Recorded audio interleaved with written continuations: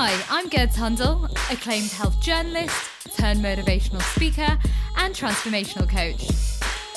This show is for anyone who wants to lead a happier, healthier, and inspired life. Create more self-love, inject more joy and abundance into their daily life.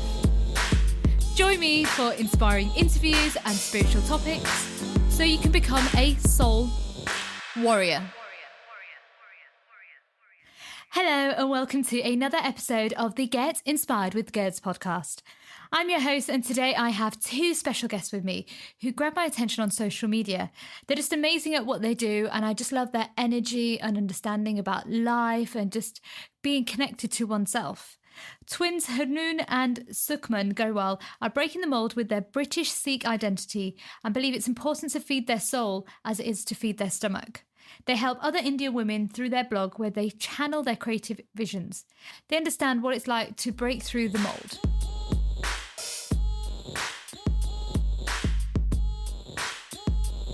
Harnoon and Sukhman, it's an absolute pleasure having you on my show, and thank you for joining us. Oh, thank you for having us. Bless you guys. Well, your upbringing really interests me. So could you tell the listeners what your upbringing was like, having been raised by a single parent in a very Indian environment?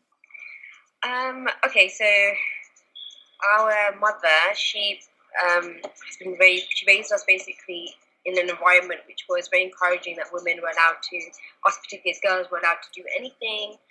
There was no kind of barrier or limits to what we could do. And that she very much said that if anyone tells that you can't do something because you're a girl, do it anyway. In terms of like the single parent thing, so our parents, they went through divorce only, I think, 7 years ago now. So although our father was in our life, we lived together as one family, he only actually physically moved out about 7 years ago. So it's quite, in our early 20s, really. But on the outside, of course, many people in the community, rather, they assumed that everything was, happy families behind closed doors. It wasn't the case. So when he did eventually leave, about 7 to 8 years ago, there was a lot of conversation about whose fault it was. Why did he leave? Maybe, it must have been the woman. Of course, that's a natural reaction that many people have. There was a lot of people in the community that were saying things that was quite hurtful, especially in the idea that it's definitely the woman that would have done something. There was a lot of sort of responsibility being, like suggestions that the responsibility was, or the fault rather, was our mother's fault, and they weren't saying it directly, but it was still helpful to know that, people still think like this, that if anything goes wrong in a family, it must be because the woman didn't try hard enough. That mentality sadly still exists today. And there were a few comments from people that we know quite well, who actually said things like, well, maybe as the mother and the wife, you could have tried harder to live, and things like that. And those comments, honestly, like, what do you say in that scenario? It's not anyone's place to firstly ask a question like that, and certainly not our mothers to justify anything or explain anything beyond that. So, yeah. On that note as well, in terms of our upbringing, we were raised in a very sort of spiritual environment as well, and our mother often told us stories of from the Sikh history of women. For example, my Bagul is a famous Sikh warrior, and at night time she'd tell us these stories of her bravery, and that was her way of saying that you can achieve anything as well. Don't let the fact that your girls and your gender get in the way of those things. She was very, very encouraging to us that if anyone says you're a girl, you can't do it, you should always try and prove them wrong. So we've had that instilled in us from a very, very young age. Wow. It was interesting that you said how society perceives that it's always a woman's fault, and I find it really odd why it's still in the Asian community that they still do that. It's, even though we've moved forward so much in time, we still seem to be going backwards when it comes to families and relationships. I think, as much as we move forward in terms of, society being, allowing women to work and, have a home as well and go and study and whatnot, unfortunately, when it comes to the realm of a woman's responsibilities, at home, she still very much has to be that woman who, yeah, you've got a degree, yeah, you're able to earn so much, but actually she's still considered subordinate in the home environment in that respect. So those values, I don't think they've really been shed, to be honest, which is why it's quite starting to hear and see some such comments that, you know, the ones that our mum received, even in this day and age. So, one thing I have seen, like a common trend, is that it's just something that I had a viewpoint recently about, is that a lot of Asian women don't have self-worth, and that stems from their mothers and mothers of generation where they didn't know better to, you know, self-love themselves, because they've always been, you know, been at home. They've had to be also breadwinners. They've got to look after the family. They've got to basically do everything. I think there's partly the reason for it as well is that before a woman became independent, as we're seeing that happening on, you know, on a much larger scale now, there was this notion that, okay, if you step out of line or you disrespect your husband or whoever it may be, then you're on your own, because he was, you know, she was dependent on him in that way. And also, I think the woman carries this concept of izzat, which is called honor. It's a very strong notion in the South Asian community. It still exists today. It has from a very, very long time, centuries back, that anything a woman does, she steps out of line, that disgrace, if you like, falls on her family. Her father will bear the brunt of that, her husband, her in-laws, you know, they feel ashamed. So that the woman carries a lot of burden, a lot of pressure in that sense, that she can't, you know, sort of step out of line or behave. She has to conduct herself in a way that pleases, respectful way, and you know, a way that makes the family proud. There's so much pressure that is put on a woman. It's completely unbelievable, you know. And at the same time, I think women do rise to the occasion. And it's almost as if there is a problem happening in your house, you know, with your marriage, whatever it is, you don't make a big issue about it. You know, you just kind of stay silent and you just try and make it work. Even if you're suffering on the inside. And we've seen that, as you're aware, in the South Asian community, you know, domestic violence, emotional abuse, all kinds of things, because women are afraid to talk about it because they of this notion of ism. Because she's been raised to think that if anything goes wrong, she carries the family's honour and sort of respect, you know, on her shoulder. It's things people don't really talk about, but very much is still, you know, alive and kicking today. Gosh.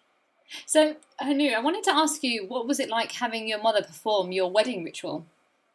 I'm going to be honest with you. Our eldest sister actually got married 4 years before I did, and our mother, she performed the Balla ceremony then as well. And at that time, a lot of the women mainly who were at the wedding and witnessed it, they came up to Mum afterwards and they said, "We're so proud of you for doing that." And we wouldn't be able to have done something. And a lot of them said, you know, we were so emotional watching that because we know how much that meant for us and for the community and what we've been through. They, you know, they empathized with us. And they were really proud of her. So when it came to my wedding, there was no question about, you know, who was going to do it, because she has sort of played both those roles. She's been there. I wouldn't really need to think, oh, who else is going to do it? She is the most important person that has carried out her job as a mother. And to some degree, she has had to try and be well. So she deserves that honour, in my opinion. Oh, that's really beautiful. And how did, like, the men behave? You know, once they saw that, what was their kind of response? They did know, actually. Okay. They, in my sister's wedding, we didn't sort of talk about it openly and have a discussion of this is how it's going to be. It just happened. The same with mine as well. It wasn't like something that needed to be discussed. They knew. They were proud as well of her. They knew that, you know, our cousins, our brother-in-laws, they knew exactly what we'd all been through, and they expected her to do that. They expected her to do it at my sister's. They expected her to do it at mine. And, you know, going back to your question of how did it make me feel, in that moment, like, for anyone who's a bride, anyone, even a groom for that matter, who's been married, you know the whole wedding day is a bit of a blur. But that one moment, for me, I know how much it meant for my mum, so it sticks out for me as one of the most sort of memorable moment of the wedding. And just before the gyani, the priest said, "Okay, now you can place the palla, the ceremonial sash, into my hand." I felt all sorts of emotion in that moment. Everything. My whole life from very young age up until now, I was having these sort of images in my mind flashing through, like, okay, wow, this is a really momentous, pivotal moment right now. And I knew how much how important it was to my mom and the pressure she was feeling. And as she placed it in my hand, I was proud of her. And I was like, you know what, Mom, you've done something so great here. And I was, I was glad that all these people were there to witness it, because at the end, they all came up to her again and they said, "It's such an amazing thing that you've done." And the fact that the whole world responded to it the way that they did shows that, I think it shows two things. First, we're not really moving progressively as much as we think that we are, because if we were, they would not have reacted that way. It's clearly something that's not the norm, and things that are not the norm have such a reaction. So, a lot of people after that said, "Oh, we're going to do the same thing now." So, yeah, and I knew in that moment she'd done something extremely inspiring. I just felt that. I can't put it into words, but I just felt, okay, this is, just very, very proud of her. Oh. And so, Madit, you're both the founders of the Grewal Twins blog. Can you tell us more about that? So Grewal Twins is basically our little space our digital space that we retreat to after our, working 9 to 5, the cycle of the 9 to 5 for a week. And we've always been creative ever since we were children, and it's something that's stayed with us. So, we went to university, I studied history and Hanu studied politics, and as you can imagine, they're not very creative degrees, but there was a part of us that thought, okay, now we have to go to the real world and get a job, but we don't want to let that creative side go. We would still want to, do projects, sing, take photographs, write, that kind of thing. So we decided to have an outlet, which was the Grewal Twins blog. So that was basically it's like our baby, joint baby, where we just kind of share and express ourselves creatively. What kind of responses have you kind of received from people? In terms of the blog? Yeah. You mean? A lot of people have responded very positively to it. We have this feature, a weekly feature that they all really appreciate, called Music Monday. So once a week on a Monday evening, we'll share, a song, and majority of it is Punjabi songs, which we sing, and that's got the most sort of attraction on the blog, that particular feature. We share reviews of restaurants that we've been to, books as well we did, our travel diaries as well. So many things that just interest us. And, a lot of people, they reach out to us, and sometimes they even say, "Hey, can you recommend a good restaurant?" This one guy, I think, was, looking for a nice place to take his girlfriend out on date night, and he asked us, "Can you give us some suggestions?" So it was nice to know that our recommendations are valued in that way. And a bit of pressure as well. It's like, well, hopefully you like this recommendation and your girlfriend likes it too, kind of thing. And I guess, like, at the end of the day, it's nice when we are doing something we love and we enjoy, and then there's positive feedback. It just kind of makes it's like the icing on the cake kind of thing, And can you guys tell us what, like, gender equality means to the both of you individually? Okay. I'll go first. So for me, that's Hanoor. I think gender equality is respecting differences. It's not just about women supporting women. I think men have as much as a role as women play in supporting equality in gender. Often they get left out of the picture, when we hear the word feminist, for example. A lot of people get afraid of this word, maybe because it's been used so much and we don't know what it means anymore. But it's nothing that you should be afraid of. And I think when it's used, a lot of men, they feel alienated, and for me, it's including them as well, them celebrating those guys, because they do exist. There are guys that support women, that support their women being empowered. And for me, it's about celebrating those men who support those women, and celebrating those women who do empower themselves and other people as well. I was going to just say, I find feminism quite interesting, because isn't feminism supposed to be that it's equality for both? And I think that's where sometimes people get it muddled up. I think obviously in its roots that's what it was intended to be, but over time, some people they're probably now afraid of that term, because they've seen that perhaps there are some women out there who aren't inclusive with their views and probably like bash men in the process, verbally rather. So they feel that, okay, any man or woman who may feel, well, that doesn't sound inclusive to me. So perhaps it's not been used in a welcoming light. But of course, in its intention, its very intention of feminism, it is about equality. It's just being kind of misconstrued along the way, in the way that people use this term, I guess. Interesting. And I wanted to talk to you, I know we were just talking about this earlier, but you were talking about the speech that you did recently. How did people react to it? Okay, so that was basically a topic on the role of Sikh women in... so it was called Scars of the Qom, right, and exploring the role that women play in the Sikh community. So we were given, an opportunity to speak there, and we thought, okay, well, this is a good platform to share our sort of personal experiences and our opinions on the matter. And some of the role models that we chose to present in our slideshow, they were contemporary goers, so women who we feel are making waves in their respective fields before our very own lifetime. And some of these women included Gurinder Jajjar, the director of Bendit Beckham, Party on the Beach. Kamal Hoti as well, who is she's in the banking sector for, what bank was it again? I think it's Lloyd's TSB.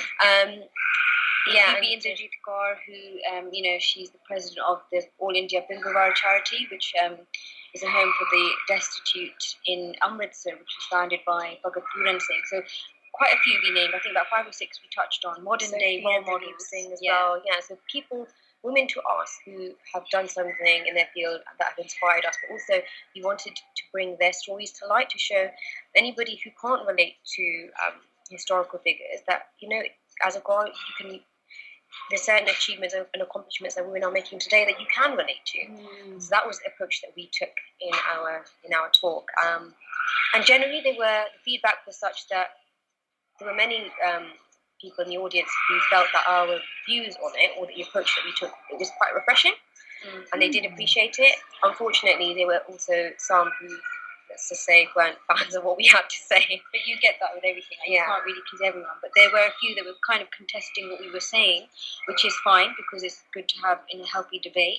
And, in terms of the role of women, what we presented, to the audience that day, was that we basically posed a question to say, do we actually play a role in Sikhi? Does equality actually exist in practice? Rather, in theory, literally everywhere. Yeah, we just posed that question, and we're not really sure that it went down too well, because it's quite sad that a lot of people do, in theory, believe equality exists, but we're not really implementing it on a day-to-day basis. So we gave a few examples that, women, there hardly very many sort of presidents, is that the word, of committees? Yeah. And, committees in the Gurdwara. In the Gurdwaras, yeah. And when you go to the Gurdwara, most people that do the ardas or any sort of ceremony at the Gurdwara, they're men.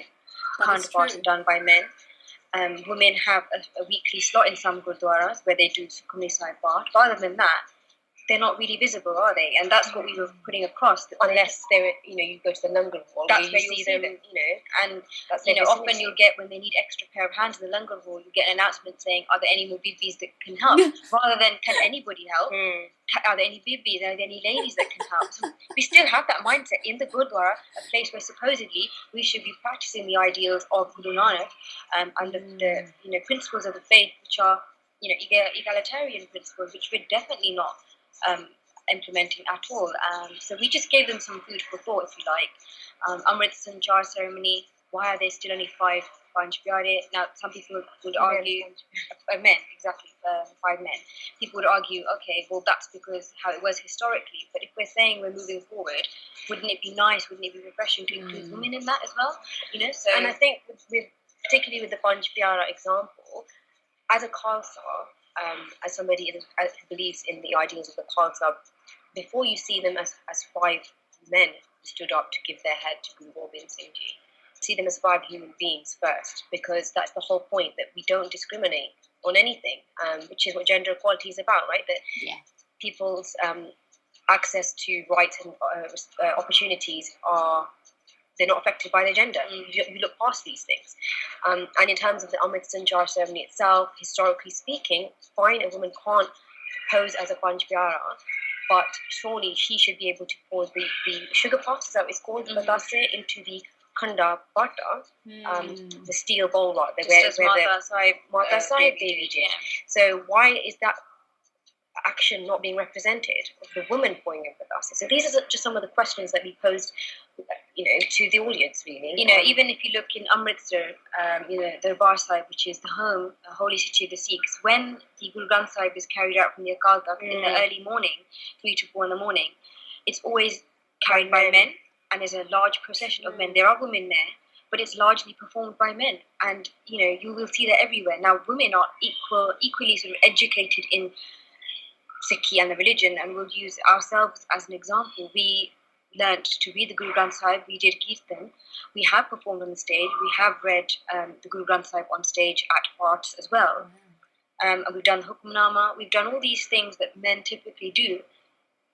But I suppose, we're not really... on a larger scale, we're not seeing women represented. I think that might change in the future, because since more people, young women, are getting involved into the religion and learning to read, I think that might change, because when the sort of older generation are no longer there, it will be our generation who will be taking those responsibilities. So I think we will begin to see that shift probably very soon. That will be something to look out for. But it should have happened by now. It's 2017 and it hasn't, and that's quite worrying. Absolutely. I think it's actually more, it's nothing to do with the religion itself, because obviously Sikhi, listeners out there, I'm actually Sikh anyway, and it's nothing to do with the religion itself, it's actually to do with the culture of people. Yeah, absolutely. Yeah, definitely.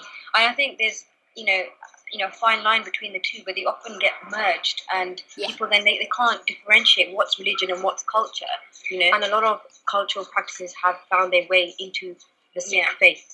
And that's why, a lot of people, they grow up seeing, okay, there's a man who's the priest and the man who's performing the traditional ceremonies in the Gurdwara, so maybe that's just the way it was meant to be. Well, no, it was not meant to be that way. It's for anybody. A child who's capable of reading Bart should be able to read the Bart. It's not based on, your gender or your age. It's can you or can you not do it, I think, as far as we're concerned. Yeah, what we find quite interesting is, I'm sure a lot of people who've been to Sikh camps can relate to this. When you're younger and you go to these camps, or even in your own home when you're told stories, like for example, our mother told us bedtime stories of my father. You go to these camps and you learn of these brave historical women who were, breaking those boundaries and being on par with their male counterparts. Yeah, we've been fed these stories, but what for? If you can't actually practice it in the place where you're supposed to, if you can't.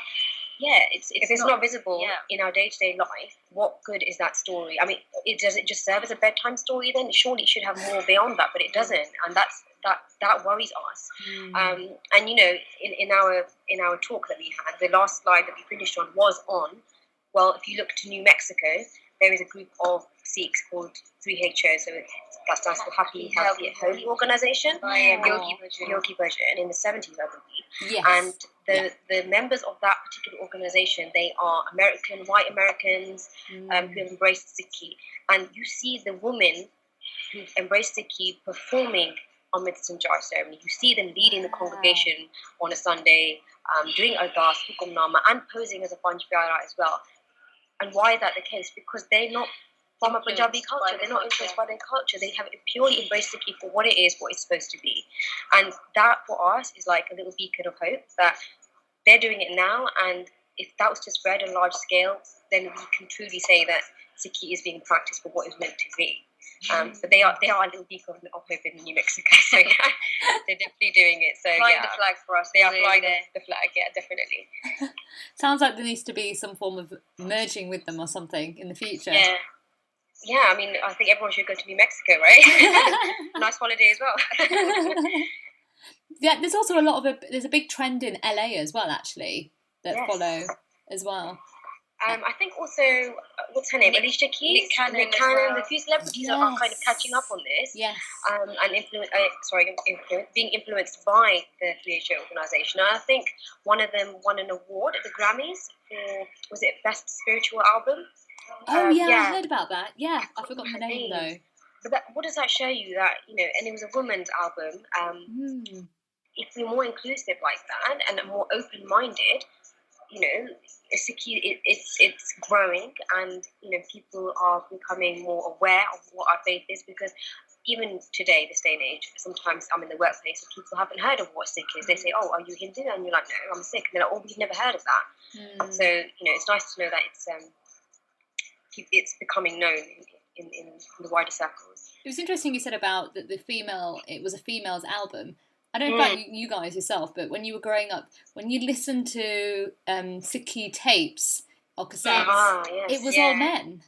Men, so just to go back to the album, I think it was a man and a woman, but I specifically remember there being an interview led by the woman, so I'm not sure if she had a major part to play, but you're absolutely right. Yeah, that's such a great example. All these tapes and CDs that you could buy, they were all ragis, they were all men, right? And there are women that are doing kirtan. And another thing, no woman has ever been allowed or will ever be allowed to do kirtan at Darbar at the Golden Temple. What is that about? Really? And they're not allowed to do it. So what are we saying when we're saying, but we practice our religion all about equality? And it's like, no, it surely can't be. I mean, all you have to do is turn on the Sikh channel or one of the other channels. I've never seen a woman do kirtan. And even, so aside from the fact that we aren't allowed to do kirtan, it's not encouraged, or whether there's rule on it, I don't quite know, but we don't see it. Even behind the ragis, there's a little spot where some of the congregation can sit. They're all men.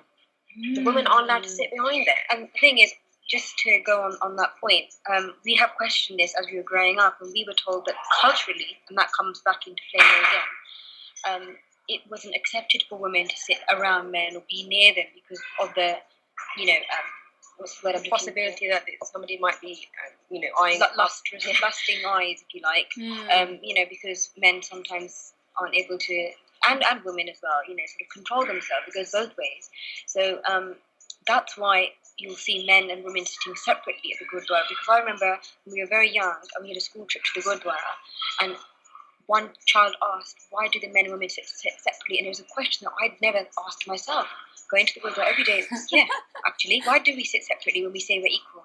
But the funny thing is that we've now, many years later, we're able to research into this and found out that actually, many centuries ago, the women and men used to sit in a mixed congregation. Really? And if you go to some Gurdwara now in India, there is one. There's no, I'm not sure which one it is, but they don't sit separately. It's mixed.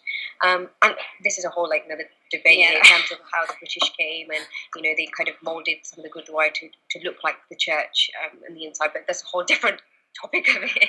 You could be in here all day. But as someone who's not born into the faith, like our peer from our school who noticed, why do you sit separately? That I'm sure that's crossed a lot of people's minds. When you say that your religion is based on men and women being the same, treated the same, it clearly isn't to the outsider. And the example that men lead in that sphere in Sikhi. So when we used to sing on stage, sing kirtan, the stage is always on the side where the men sit, right? Yes. And the reason why we actually asked our Gandhiji this, we said, why is that the case? And his answer was this, that when men sing the kirtan, they don't want to sing in front of women because they don't want to feel intimidated that all these women are staring at them. So then we said, well, we're singing in front of men. We probably feel the same as well. Not to say that we did, but there are the women that probably do feel that. That maybe they're not paying attention to what was being sung, they're just checking the girl out on the stage who's singing, right? That's a possibility. But the reason why that's not the stages where the kirtan is performed is not on the ladies' side is because men predominantly perform the kirtan. And going back to historically, in Darbar side, there's paintings to show this as well, that the stage used to face Guru Granth Sahib Ji. So it does. As in, when you sing, it's to your Guru, not to the congregation. Yeah. So this model, how we see it today, it's been influenced largely. There are some like British. Nanak Gurdwara. I know in Southall the Ragis face the Guru Granth Sahib, Yes, not they to do, Sunday. they So do. there are some places which still practice that, but largely on the whole, like Sukhman said, we can go into this about how the British influenced the sort of structure. There's of actually Gurdwara, a book. but that's a whole, There's a probably book that podcast for we, another yeah. time. But if anybody's interested, there is a book that really goes into this beautifully. It's a beautifully designed book and explains it a lot better than we can. It's called the website is GT1588. So it's the Golden Temple, and then 1588. So GT1588.com. Some beautiful illustrations from what the Darbar Sahib was like 100 years ago, over 100 years ago, and you can actually see paintings of and pictures as well. photographs as well of men and women sitting together. So that's Wow. ocular proof. And I think there's a picture in there of like a cow roaming with a Balkarma. Yeah, because the Darbar Sahib, the Amritsar, the city, and the Golden Temple, it was open. It was such that It kind of opened onto the city, Onto the the town, city, or yeah. the city itself, right? It was Wow. not closed off like it is now. So of course things change over time with history. But if anyone really wants to have a look, we highly recommend that book. And it's beautifully designed as well. So yeah, check that one out. It's also interesting when you did say that, why do we sit separately? We also sit separately whilst eating in the langar hall. I haven't seen that in the Gurdwara we attend, but I think sometimes when people, yeah. some people, if they see a woman sitting there or a man, they won't feel inclined to sit next to them. Again, that's a cultural thing, isn't it? It's not something that's men and women can't sit together, but it's I think it's just people's own personal choice as opposed to a religious. From a religious point of view, they in that moment they are being directed by their cultural conscience. So they say to themselves, well, we want the man or the woman to feel a certain way. Maybe it's all sorts of things, really. So, maybe it's that fear that they don't want to be seen as somebody who's lecherous. I don't know if that's the right term to use, in a Gurdwara. Or, Well, we are coming towards the end of the show. It's gone so quick. I can't believe it's... Gosh, has it? Yeah. You're right. My goodness. Time flies when you're having fun. Time flies when you're talking about equality. My last 2 question is, where can my listeners find you? They can find us on our blog, which is grewaltwins.com. GREWAL for Lima twins.com. And there's links there to our Instagram page, which basically we are addicted to Instagram. So our handles are, so my one is Sukhman, SUKHMAN _Grewal Twins, and then Hanoor's is My name, Hanoor, HERNOOR _Grewal Twins. So we mainly use Instagram for social media. Facebook, not so much. So they can find us there or on our blog. And we also have a YouTube channel, and if you just type Grewal Twins on there, you can find our Music Monday segment on there as well. And that's my good recommendation. Behind the scenes videos, vlogs rather, that's recorded leading up to my wedding, where we've explained a lot of these cultural things as well, so you can check that out. Wow. For more details. Perfect. And what are you both grateful for? I love this question. These are the kind of questions that make our souls feel happy. Can I just say, before we go and explain what makes us grateful, today I put up a video on my Instagram about gratitude. So my mom made aloo parathe. And I recorded that and I wrote grateful. And if you don't believe me, you can go check it out right now. So that is we are vibing, and I absolutely love that. So I feel grateful. This is such a good question. Lots of things, but I think so. We'll answer them separately. Yeah. So I'll go first this time. So the things that I'm grateful for, every day I have to remind myself that no matter if something's not working in my life, be it at work or with a relationship, whatever, I'm able-bodied, I have eyes, I'm not dependent on anybody, I have hands that work, I'm breathing and I'm alive. The basic things that we overlook every single day. I've got a family, I've got a roof over my head, I've got running water. These things I'm grateful for. And that each day, I've got another chance to live, another chance to see another day. So just basic things, really. Yeah, I'll add to that as well. I mean, when you're sick and you're feeling, your body feels broken, that's when you feel, you know what, I've taken my health for granted. So I'm very grateful for my breath that I have, that, sustains me every day, and something that I do to, practice that gratitude, in the mornings when I'm getting ready for work, anywhere. Once I got myself ready, I always do this before I leave the house. I will sit for 5 minutes and I'll just do some deep breathing, and I will just remind myself of how grateful that I am to have woken up to see another day. That's just something I've been doing for the last 2 years. And I feel, I put my hand on my stomach, I hand on my heart, and I feel, my chest rising and my breath. And I remind myself, as long as this is moving, as long as I am breathing, I can do anything. And, it's such a blessing to have this physical body, to experience everything, and to be loved as well, and give that love, receive that love, and to be alive. It's one of the biggest treasures. Oh, I love those. Those, going to make me cry. Don't cry. Guys, it's been an absolute pleasure, guys, having you on the show, and just thank you for sharing your story and just being you both being real to yourselves, and you're being true, and that's the most important thing that we need in this life, really. Yeah, thank you for having us on your show and for allowing us to share a snippet of ourselves, I guess. Yeah. Thank you. Oh, bless you guys. We'll definitely get you back on the show. There's so many other topics that we can talk about. So many. Just scratch the surface. Yeah, exactly. We could talk for hours now. Bless you guys. Well, take care, and I'll speak to you soon. Thank you so much. Bye. Take care. Bye. Wow, what an amazing interview with Sukhman and Hamoon. Guys, they definitely know what they're talking about when it comes to women's rights and just equality in general. It's so important that in this day and age that we're living in, that it is fair that we are being treated fairly. Unfortunately, that's the end of the show. Don't forget you can find me on Facebook at Get Inspired with Gerds, on Instagram, and you can also find me on Twitter at I Am Gerds, bringing you lots of inspirational and motivational quotes and tips about life.